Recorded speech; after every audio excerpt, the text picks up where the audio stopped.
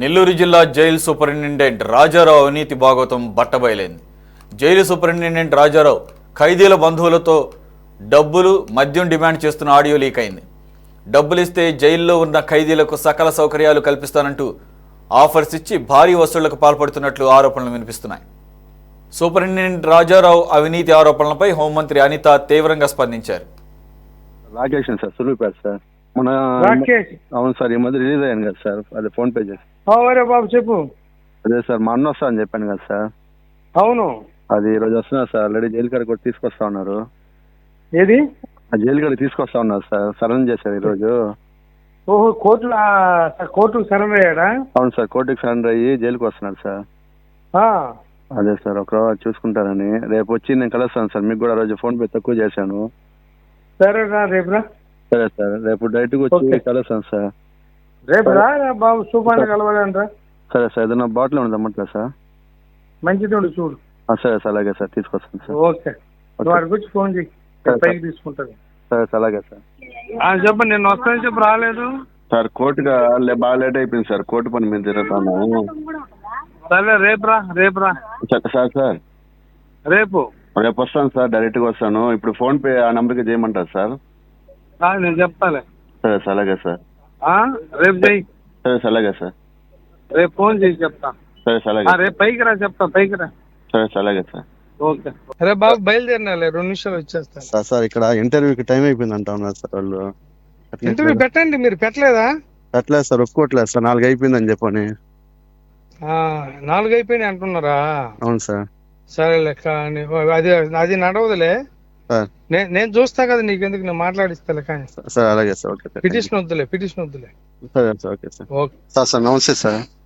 చెప్పండి, ఎవరు? సార్ సులువుపేట నుంచి సార్. నిన్న రిలీజ్ అయింది కదా సార్, రాకేష్. సరే బాబు చెప్పు. మళ్ళీ ఫోన్ చేయకపోతే సార్ అది చేశాను సార్, 10 ఎత్తలేదు దాని గురించి. ఓకే చెప్పు సార్. ఆ నంబరు ఇది సింగరకొండ బలిషెట్ అని వచ్చింది సార్. అవును సార్, దానికి ఒక 5 చేస్తాను సార్. మొన్న ఆ అబ్బాయిని రిమాండ్ నుంచి మార్చినప్పుడు దుర్గా ప్రసాద్ 5 పంపించాను సార్ మీ కాడికి. రాలేదే సార్? అది జగదీష్ అనేది తీసుకొచ్చారు కదా సార్. ఎప్పుడు సార్? దుర్గా ప్రసాద్ అనే అబ్బాయిని రిమాండ్ బ్లాక్ నుంచి అడ్మిషన్ మార్చారు కదా సార్. అవును, ఆ రోజు 5 పంపించాను సార్. వాళ్ళు అక్కడ పిల్లగాలని చెప్తే ఇచ్చేస్తామని చెప్పాను సార్ ఫోన్ చేస్తే. ఎప్పుడు రా బాబు అది? సార్, రిమాండ్ బ్లాక్ నుంచి మార్చారు కదా సార్.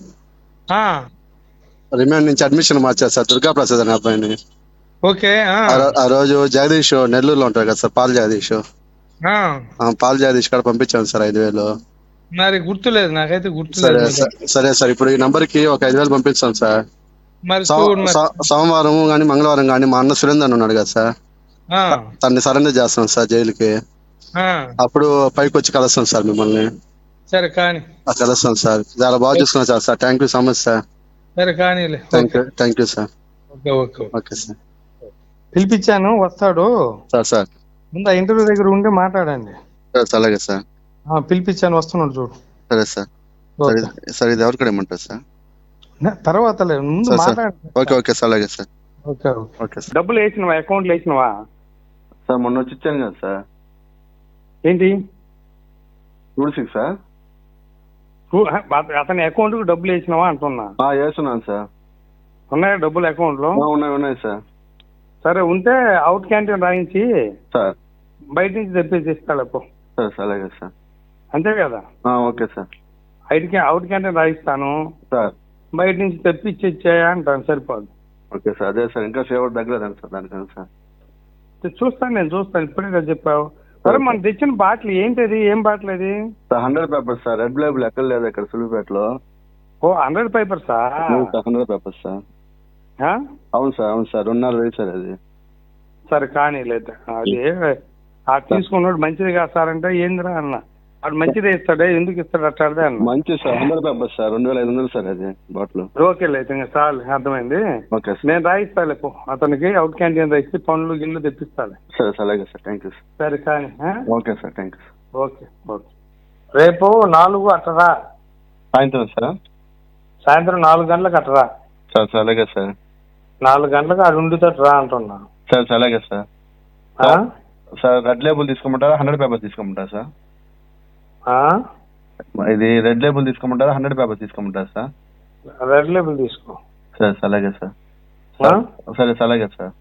రెడ్ లేబుల్ తీసుకో. మా ఫ్రెండ్ మా స్టాఫ్ ఉంటాడు, వాడికి ఇచ్చేద్దులే. సరే సార్, అలాగే సార్. సరే సార్.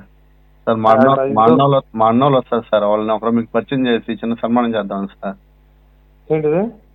మా అన్నోళ్ళు వస్తారు, వాళ్ళని కూడా తీసుకొచ్చి మీకు పరిచయం చేసి ఒక చిన్న సన్మానం చేద్దాం సార్ మీకు. ఇప్పుడు ఎన్ని కాదులే కానీ టైం వచ్చినప్పుడు నేను పిలిస్తే మీరు చేద్దూరులే. ఓకే సార్, అలాగే సార్. పబ్లిసిటీ ఉండకూడదు మనకు. అవునవును సార్. అసలు నువ్వెవరు నేను ఎవరు అన్నట్టు ఉండాలా. సరే సార్, అలాగే సార్. అర్థమైందా? అర్థమైంది సార్. ఎందుకంటే కొంతమంది ఉంటారు కదా కింద ఆఫీసర్లు. అవునవును సార్, వాళ్ళకి నచ్చదు సార్. ఏడుస్తుంటారు. అవునవును సార్. రిలీజ్ అయిన ఖైదీని కూడా పైకి తీసుకుని మాట్లాడుతుంటాడు. అవును సార్. ఇవన్నీ ఏడుపులు అన్నమాట. ఓకే, నేను ఎవరితో అన్నాను సార్? సరేలేదు సార్, మీరు చాలా హెల్ప్ చేస్తా ఉన్నారు సార్. అది మీరు చాలా హెల్ప్ చేస్తా ఉన్నారు సార్, అట్ సార్ అంటాను సార్. చేస్తాము కొంత. రైట్, మరిన్ని వివరాలు మా కరెస్పాండెంట్ బాలరాజు అందిస్తారు. బాలరాజు, ఎవరైతే ఈ జైలు సూపరింటెండెంట్ రాజారావు ఉన్నాడో అతని ఆడియో క్లియర్గా ఉంది. మరి ఆల్రెడీ హోమ్ మినిస్టర్ అనిత గారు కూడా స్పందించినట్లుగా అర్థమవుతుంది. ఇతని మీద ఎటువంటి శాఖాపరమైన చర్యలు తీసుకునే అవకాశం ఉంది? ఆ రకంగా ఇతని మీద ఏమన్నా ప్రస్తుతానికి ఆల్రెడీ ఏమన్నా చర్యలు తీసుకున్నారా? సస్పెండ్ చేయడం కానీ అట్లాంటిది ఏం చేశారా? సురేష్, దీపం ఉండగానే ఇల్లు చక్కబెట్టుకోవాలి అన్న సామెతను నెల్లూరు జిల్లా కేంద్ర కారాగార సూపరింటెండెంట్ శ్రీరామ రాజారావు 100% ఫాలో అవుతూ ఇక ఏడాది మాత్రమే తన రిటైర్మెంట్ కు కాలం ఉన్న సమయంలోనూ తన లంచ్ అవతారాన్ని మాత్రం యథేచ్ఛగా కొనసాగిస్తున్నారు. గతంలోనూ అనేక ఆరోపణలు ఎదుర్కొన్నటువంటి ఈ జైలు శాఖ సూపరింటెండెంట్ రాజారావు స్థానచలనం కలిగినప్పటికీ తన దందాను మాత్రం ఏ మాత్రం విడడం లేదు.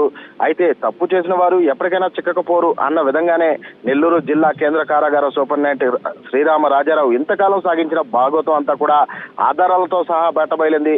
క్షణికావేశంతోనో అనాలోచితంగానో అసాంఘిక కార్యకలాపాలకు పాల్పడి జైలుకు వెళ్లిన రిమాండ్ ఖైదీలకు, శిక్షా ఖైదీల పట్ల నెల్లూరు జిల్లా కేంద్ర కారాగార సూపరింటెండెంట్ శ్రీరామ రాజారావు దుర్మార్గంగా ప్రవర్తిస్తూ డబ్బులు, మద్యం ఇవ్వాలంటూ డిమాండ్ చేస్తూ జైలులోని రిమాండ్ ఖైదీలకు, శిక్షా ఖైదీంపులకు కూడా వేధింపులకు గురి చేస్తూ రిమాండ్ శిక్షా ఖైదీల బంధువులతో చరవాణిలో మాట్లాడేటువంటి సంభాషణ ఆడియో లీక్ కావడం ఇప్పుడు ప్రస్తుతం చర్చనీయాంశంగా మారింది. అయితే ఈ ఆడియోలో చూసినట్లయితే శ్రీరామ రాజారావు నిస్సిగ్గుగానే మద్యం డబ్బులను వేయాలంటూ హుకుం జారీ చేస్తున్న విధానం కూడా మనం చూడవచ్చు.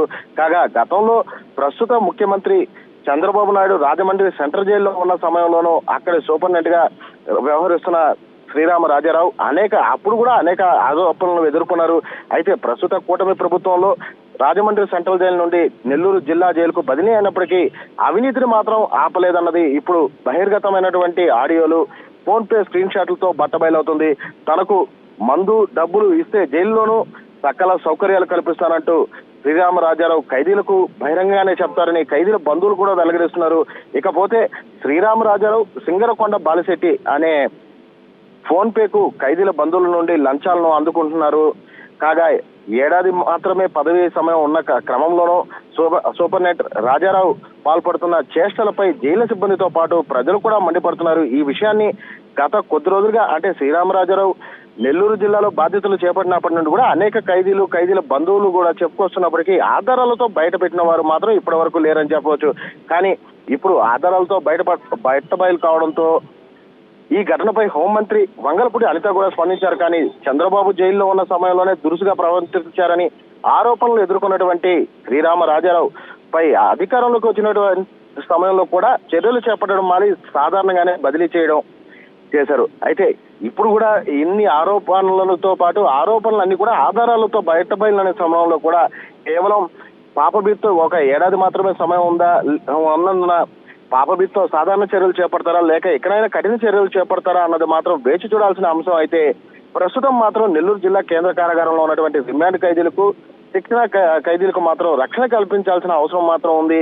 ఎందుకంటే శ్రీరామరాజారావు మద్యం డబ్బులను అందించిన వారిని తప్ప ఇతరులను చిత్రహింసలకు గురి చేస్తారని అక్కడ ఉన్నటువంటి ఖైదీలు కావచ్చు, ఖైదీల బంధువులు కావచ్చు చెప్పుకొని వస్తున్న విషయం కూడా అనేక రోజులుగా షికారు చేస్తుంది. ఈ క్రమంలోనే ప్రస్తుతం ఆయన అవినీతి అక్రమాలను ఆధారాలతో సహా బట్టబయలైన పరిస్థితులలో ఖైదీలపై ఆయన కోపాన్ని కూడా ప్రదర్శించే అవకాశం కూడా లేకపోలేదు. కనుక జైలు శాఖలను ఉన్నతాధికారులు ప్రత్యేక దృష్టి సారించి ఉన్నతాధికారులకు ప్రత్యేక విధులను కేటాయిస్తే తప్ప ఇక్కడ జిల్లా కేంద్ర కారాగారంలో ఉన్నటువంటి ఖైదీలకు రక్షణ ఉండదనేది బంధువులు కావచ్చు, ఇటు ఖైదీలు కావచ్చు వేడుకుంటున్న పరిస్థితి నెలకొనే ఉంది సురేష్.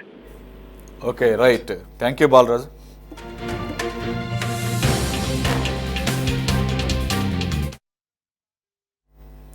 ఇక సూపరింటెండెంట్ రాజారావు అవినీతి ఆరోపణలపై హోంమంత్రి అనిత తీవ్రంగా స్పందించారు. కొందరు అధికారుల వల్ల ప్రభుత్వానికి చెడ్డ పేరు వస్తోందని మండిపడ్డారు. తప్పు చేస్తే ఎంతటి వారినైనా శిక్షించక తప్పదని హెచ్చరించారు. అక్రమ వసూళ్ల ఆరోపణలపై ఆధారాలు పరిశీలించి జైలు సూపరింటెండెంట్పై చర్యలు తీసుకుంటామని హోంమంత్రి స్పష్టం చేశారు.